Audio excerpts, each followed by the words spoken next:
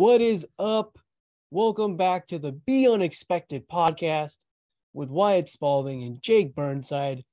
We are joined today by Jackie Stiles, Women's College Basketball Hall of Famer, third on the all-time scoring list for Division I Women's College Basketball. Jackie, how's it going?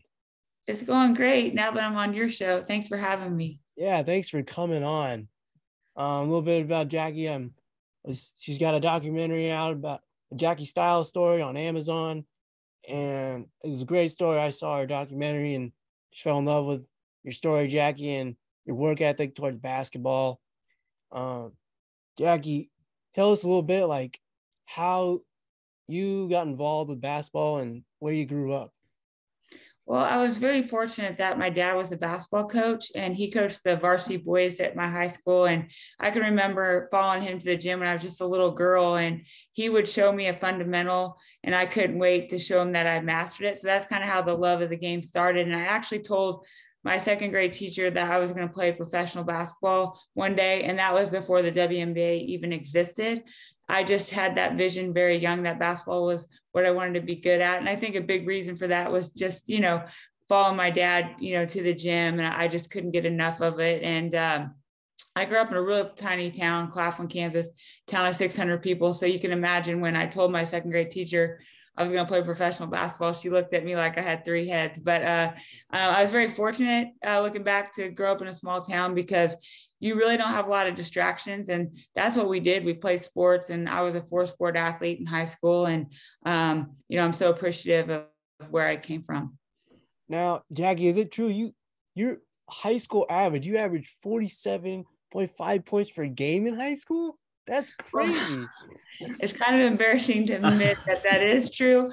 I did pass the ball. Okay, Wyatt, I didn't shoot it every time down the court, but Okay. yeah, no, my gift was, just being able to put the ball in the basket. And I think a lot of that was because in Claflin, you couldn't find 5-on-5 a lot. So I just grew up playing against these two twin guys that were 6'3", and they ended up playing college basketball, and we would play one-on-one for hours or one-on-one-on-one. And I think that really helped develop my ability to score. Yeah, I mean, you averaged 8 assists, I think you said, 9 rebounds. So you were good at passing the ball, and then is it true you had a 70-point game in high school one time? Yes, I did. And there's actually a backstory to that. It was the year before playing at the same place. It was Maxville, Kansas. And there was a group of guys, and their whole reason for being there was to heckle me. And they started it in the warm up, and it really got to me, actually. And it affected the way I played. And I played one of my worst games, and I was so upset after the game. And I never, ever thought about individual, awards or records. That just wasn't in my mindset. It was always about just whatever I could do to help the team win. But in this case, I told my dad after the game, I said, I'm going to break the state scoring record on them next year. And sure enough, it's the next year, and those guys are there to heckle me again. And I was just so laser-like focused. And I ended up just, being in a zone. The basket looked like it was 3 times the size, and everything kind of went smooth for me. And I ended up, breaking the state scoring record in that game. So I had a little extra motivation on that one. Wow. So that's awesome. Just ended up breaking the state record. No big deal. Yeah, actually, our whole team was on fire. I think we scored over 100 points that game, and my high school coach didn't even let me play at all in the fourth quarter. So, Wow, that's crazy. Wow. That's awesome. Jackie, growing up, what gave you the it factor? So was it your dad and your coaches really pushing you, or were you just from a little girl just a go-getter and you knew you were going to be a professional basketball player? Well, it helped definitely, being taught the fundamentals very young and just kind of hanging out with my dad in the gym. But I also was very fortunate to have, my parents both had very strong work ethics. I mean, my dad was, always first at school. He watches hours and hours of film. He's actually still coaching. And then my mom would work 2 and 3 jobs so I could, go to different camps and have different opportunities throughout the country, and so I think that definitely played a part in it. I learned that importance of a work ethic, and then I was blessed with, God-given talent and ability, and I just tried to make the most of it. But I always believe that you have to have a reason bigger than yourself to accomplish something special. And I had a sister pass away when I was 12. And at that moment, I vowed to dedicate, all of my accomplishments to her, to honor her. And, I think that extra motivation, that drive is what also kind of helped propel me. And I'm just ultra competitive. I just hate to lose. And so I would just have the mentality that I didn't want anyone, to be working harder than me, because my internal goal, which sounds crazy, was I wanted to be the best that ever played the game. And I know that sounds nuts, and I wasn't near that, but that was the way I approached it. And I was like, oh, well, other people take a day off, I'm not going to, I had that kind of mentality. So.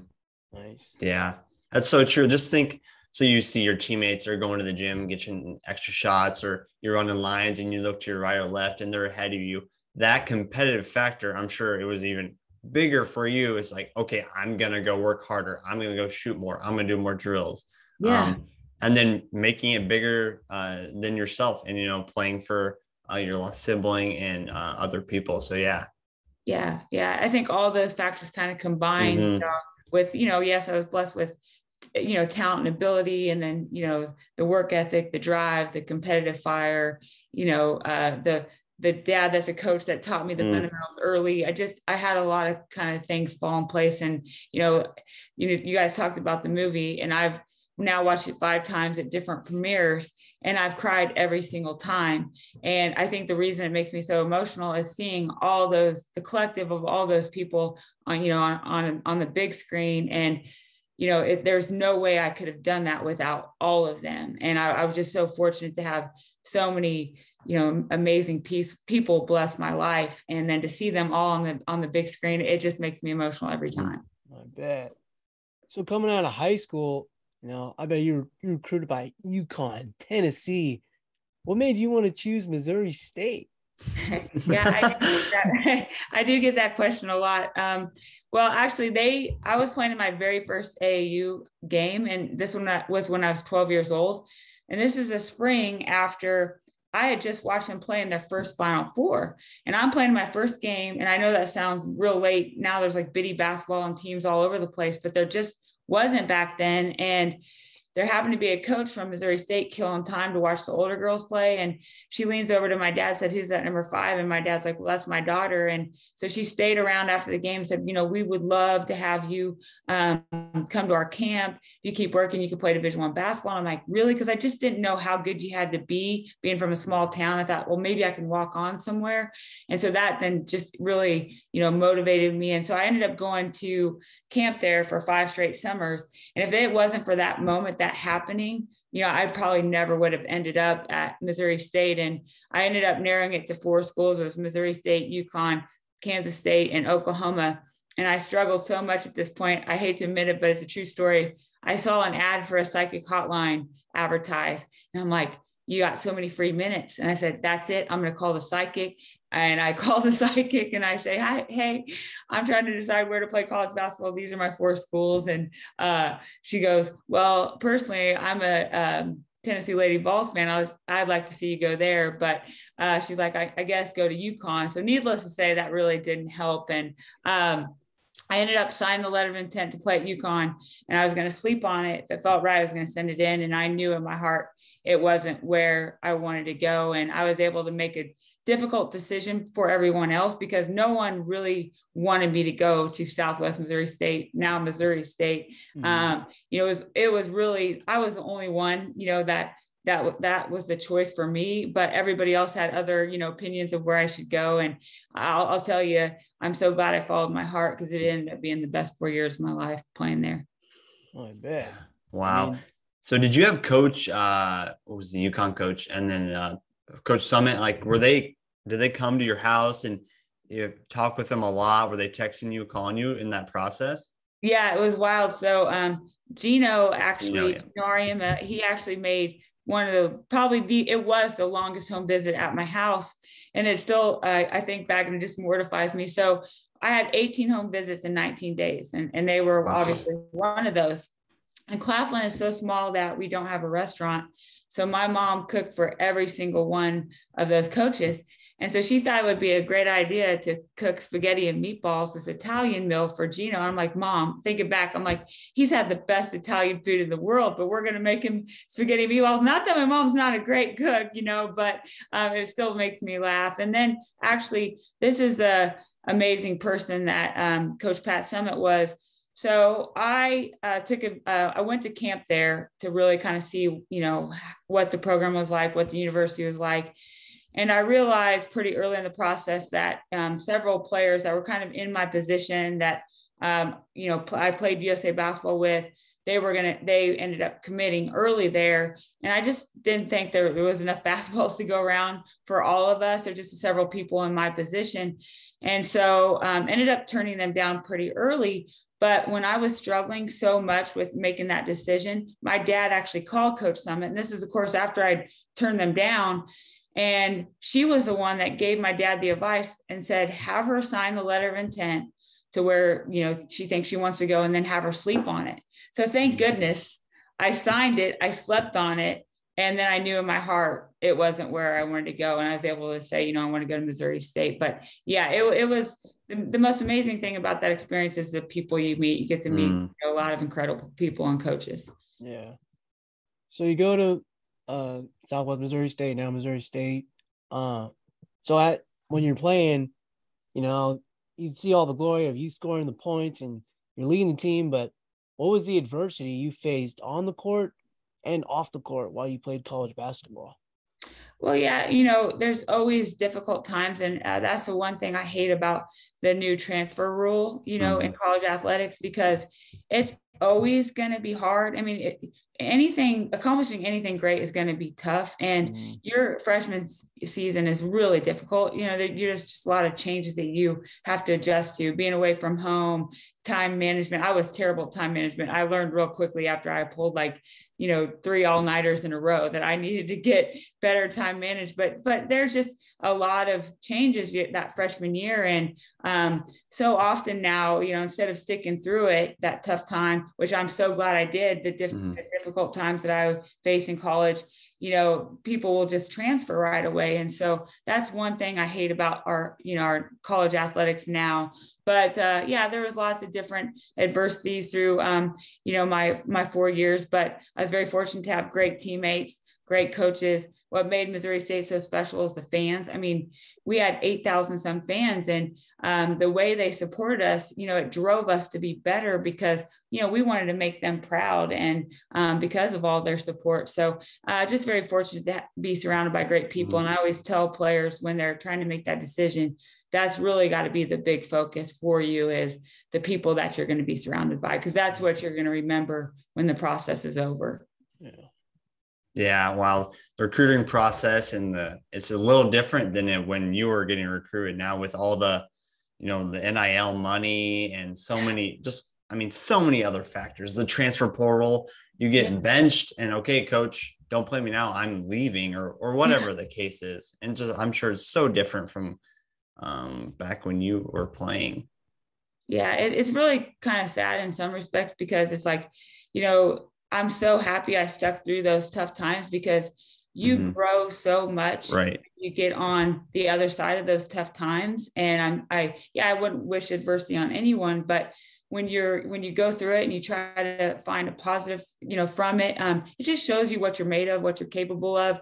And, getting out of your comfort zone makes you grow. And that's the only really way you can grow, is to do hard things. And so often now when it gets hard, people are just transferring, but, who knows, maybe the rules will change in a few years, but it's just a whole new world that, a lot of players and coaches are trying to adjust to.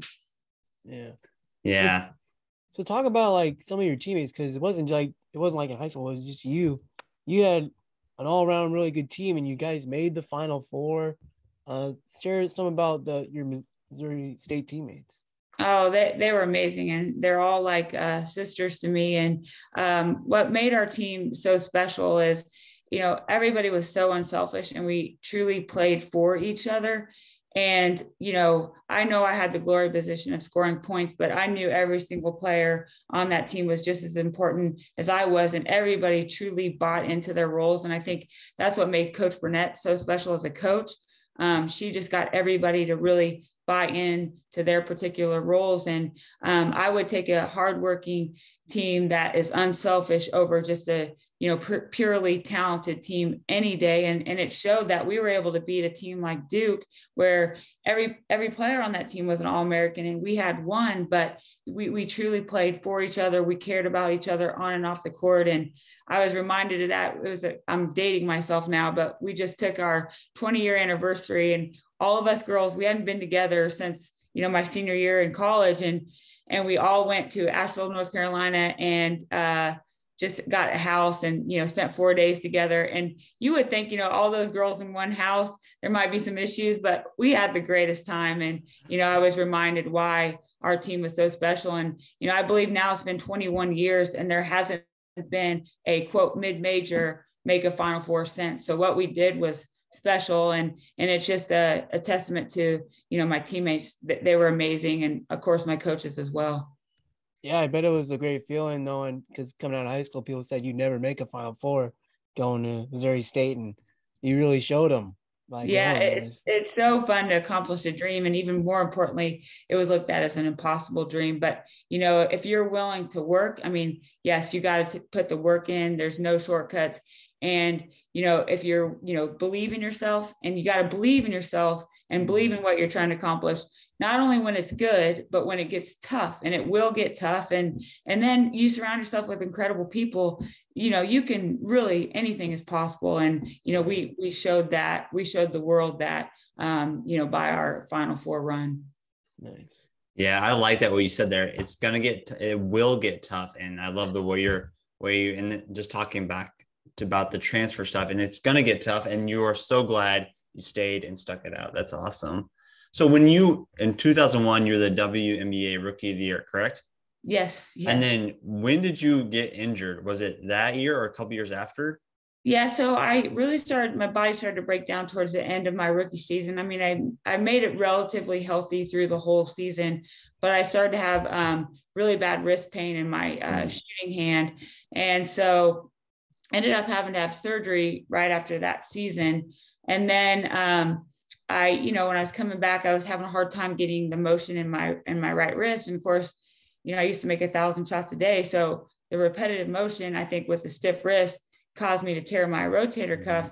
At the same time, I had a partially torn Achilles. And so I should not have tried to play that second season. But I convinced myself that I was healthy enough, but I was playing with basically three things that needed surgery. And by doing that, I never recovered really from that second season trying to play with all those injuries. So what was kind of going through your mind? Did you know it? Okay, my basketball playing career is kind of going to the end. And what was your mindset like? I'm sure it was, okay, is into coaching, or what is life like after playing basketball? Well, man, it was hard because I put all my eggs in one basket. And for, every day for years, all I thought about was, how can I be the best basketball player I could possibly become? And I realized when I couldn't play anymore that my identity was wrapped up in what I did on the basketball court and my self-esteem. And, it was a really hard lesson that I had to learn. And I tell people, even if you don't make the pro level, even if you play college, or even, if you only get to play through high school, there will be a grieving period when you can't play anymore. And it's such a small window of your life, but you have to invest so much time to it, that it's so important to kind of know another passion of yours outside of sports, to kind of start thinking about that, but always know that your self-worth, your identity is not anything about what you do. That can always be taken away from you, but it's who you are as a person. And I kind of learned that the hard way, and I went through, several hard years trying to figure out what I was going to do next. But I think it helps to transition if you have an idea of what other things you're passionate about. And I just hadn't thought about it until I couldn't play anymore. So what other things did you find you were passionate about besides basketball then? Well, I did, get to experience a lot of things before I got into college coaching that, I lived kind of life backwards. All I did was work. I was in the gym, but, I didn't do things like play cards or board games or go skiing or any of that kind of stuff. So I kind of got to experience all those things. But, I realized like I do love, being productive, just getting with a great group of like-minded people and, accomplishing something good together is always fun for me. That's probably, the team sport, background, and that can transfer, athletics can transfer to almost anything. Now I'm getting ready to open my first personal training studio. It's called Next Gen Fitness in Springfield. It's a franchise. And so really it's about, building a team of people that, you get them to mesh well together, and you have different strengths and weaknesses, and, trying to be the best you can be, in the fitness industry. It does correlate to a lot of other things you do next in life. It's just, you got to figure out what that thing is you're passionate about again. Right. So was it you went into coaching? So you coached at Missouri State, correct? And then a few other colleges, and then which led into now you're kind of doing your own individual, doing clinics, camps. Is that correct? Yes, it is. So I ended up doing 10 years in college coaching. I did 1 year at LMU, which was in Los Angeles, California, 6 years at my alma mater, which was, of course, amazing. And then 2 years at Oklahoma. And I got to finish out Coach Cole's last 2 years of her Hall of Fame coaching career. And it's so beneficial. I mean, the stuff I learned in 2 years, I learned more in 2 years than I did all of my years combined in college coaching. She was just a tremendous influence. So then after that, I just decided that my why wasn't matching up anymore in college coaching. I was just spending so much time on things that, really didn't align with my core values. And so that's when I decided to move back to Springfield, where I played college basketball. And, I've started doing basketball lessons, camps, and those have really kind of taken off because I go into smaller communities that aren't used to having things come to them, because I can remember having to drive hours to get to stuff. And so they've done really well. And then in the same time, I'm also, starting the fitness studio, Next Gen Fitness, and that'll be open December 1st. So when you say it didn't line up with your core values, so in my sense, I'm just guessing maybe the recruiting style, you're always watching film, you're always diving in. And with this, you're building more authentic relationships with these younger boys and girls and coaching them and having a more impact on them. Is that kind of right? Yes, you hit it on the head. Just the hours you spend like in the car recruiting, and the phone calls that you would make, all hours of the day and night. And, that would take away from the people that mean the most to me. And, so having some flexibility in my schedule. And then it's been so rewarding for me, just, the emails I get from parents saying, you do not realize the impact you had on our son or daughter. They had to buy a journal, the minute camp was over, and they're keeping track of their shots, and, just the different things, and how, I've affected their confidence and their self-esteem. And, so it's just been really rewarding. I just feel like, in my first half of my career was all about success.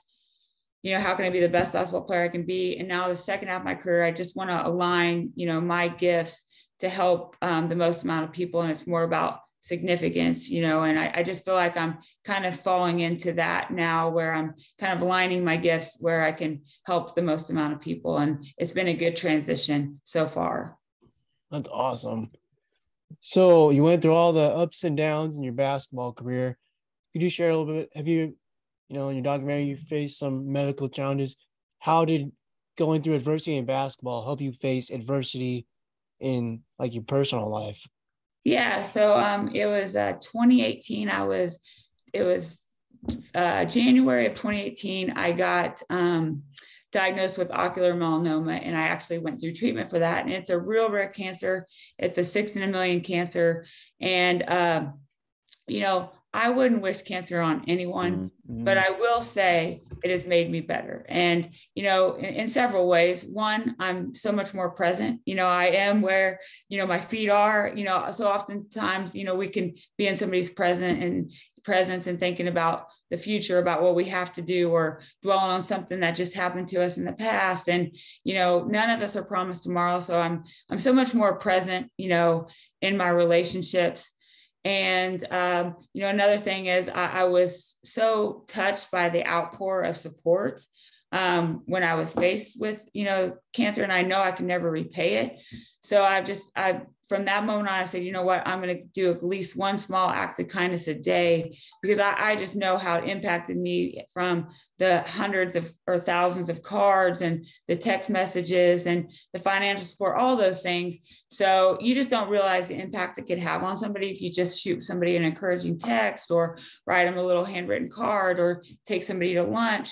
And so every time I speak, I challenge the audience to do at least one small act of kindness a day. And I've even started just journaling it, like, keeping track to hold myself accountable, make sure that I'm doing at least one, if not more, in a day. But, also, when you're faced with that mortality blessing, basically, it shows you really what's important. So did I live? Did I love? Did I make a difference? And, now I'm pretty, straight on my core values. And if something doesn't align, I quickly make it, a different decision. So, it just helps you get your values in line as well. But, because I've gone through that, it has made me better. And you just got to always try to turn that adversity into a positive when you go through it, even though I know it's really difficult, but if you just stay positive and try to keep moving forward, something good will come out of it. Yeah. I think Wyatt and I can both relate, like in the moment, when deciding something, if you're not feeling it, like that sucks. But looking back when you did that, whatever it was, like didn't send out a text, gave a call, this or that, it's so rewarding and you're so glad you did it. Yeah. And it's just like, I tell people, sometimes when you're going through something really hard, it's easy to dwell on your situation and all, just, I guess, hyper focused on that. But what helps me get through those tough times is to turn my attention to helping others, even though I'm going through one of the hardest times in my life. And, you think, oh, you're helping somebody else, but in reality, you do something kind that really lifts you. And so I always tell people when they're going through something tough to try to just turn the focus on helping others, and you'll be amazed how it actually ends up helping you. Yeah, definitely. Like, I think, like, being sick, you're always, like, I can speak because get sick a lot, but you're always thinking about, just about me getting better. But when you really try to help someone, that helps you, because you're not thinking about yourself. So that's awesome that you really try to do that.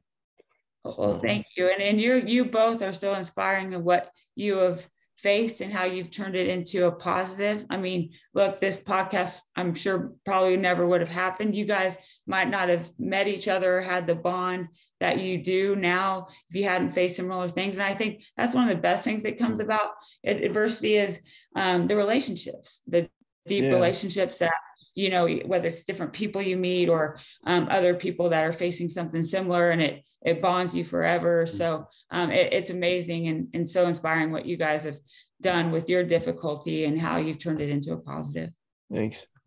Yeah, I'm just reflecting back what we said. What was the most important thing at Missouri State? It was your teammates, it was your coaches, the people surrounding you. So it's the relationships you built and the relationships you still have today. So. Oh, for sure. And I mean, it's all about people. It's like, you can accomplish something amazing, but if you have nobody there around you to celebrate it with, or, or go through the hard times with, I mean, what is life without our relationships? And it's so easy to forget how important those things are. And it just, if you will, I love this quote. If you want to be good, focus on making yourself better. But if you want to be great, focus on making others around you better. And, you can accomplish so much more with a bunch of people, at their best, and just one person, at their best. Yeah, for sure. So, real quick before we go, how do you think Missouri State for women's basketball or men's, how do you think they're going to do this season? Well, because once a bear, always a bear. I hope they have an amazing season, and I will be there to support them for sure. I'll be their biggest fan. A little bit from afar. I'm not coaching there anymore, but at least now I'm in Springfield, so I will be more a part of it. That's for sure. Who's we're not from Missouri, so who's a player we should watch out for and look for when we watch the men's and women's? It's going to be interesting because it's pretty much a whole new roster. So, really? Yeah. So I'm going to have to learn. But I know one player that actually recruited that has played on, now 2 Sweet 16 teams as Sydney Wilson. She's going through her senior year, and I'm losing track how many years they have now, because with the COVID now it's like 6 years. I know. A redshirted COVID year, hurt. I know. I'm like, what are they going to do with the records? Seriously. Yeah. Some players have had like 6 years now. So yeah, it's wow. Probably won't touch your record at the school though, will they? I don't know. Now with the transferring, man, everybody's leaving. So you stayed there for 4 years. So But, all right, well, Jackie, thanks so much for joining us on the Be Unexpected podcast and sharing your story. We really appreciate you coming on. All right. Well, hey, I appreciate you guys having me, and keep changing lives for the better, like you did mine. So I appreciate you guys. Thanks, Jackie. All right. Bye. Wow, what a great interview with Jackie Stiles. And man, what really stuck out to me with that interview was, she's a great basketball player and one of the best college women's basketball players of all time. But when she was facing adversity in her personal life, she wasn't just concerned about herself. She still wanted to help other people. Like when she was going through her cancer treatment and everything, she was all about still helping other people and being there for others. And I really enjoyed listening to her talk about that. Yeah, isn't that crazy? In the moment, you're just so consumed with yourself and the things that you're going through. And Jackie did a great job of getting her eyes off of herself and serving others, reaching out to others, encouraging others, which is pretty awesome. But I thought what was really cool or was really important was her sharing about how she just stuck with it at Missouri State in the midst of all the transfer stuff, the NIL stuff going on with college athletics. She stuck it out, and she's so glad she did. In the hard work and the suffering, she still stuck it out at Missouri State, and look at all the success she had in college and in the WNBA, even if she got hurt, and then into their coaching career. Yeah, and now look, she's training other athletes and helping them out. And just like, it truly shows, like, basketball is not the end all be all. It's like, I heard like this before on a documentary, it's a vehicle. You can use it to help other people. And she's really used her basketball success to help others. Yeah. And what was her main focus when she said, because of Missouri State, it was the teammates, the coaches, and the fans. So it was all about relationships. Yes, basketball, the game, is so important in her life, but was more important and still with her today is the relationship she built. Yeah. All right. So that's going to do it for Be Unexpected. Follow us on Instagram at BeUnexpected100.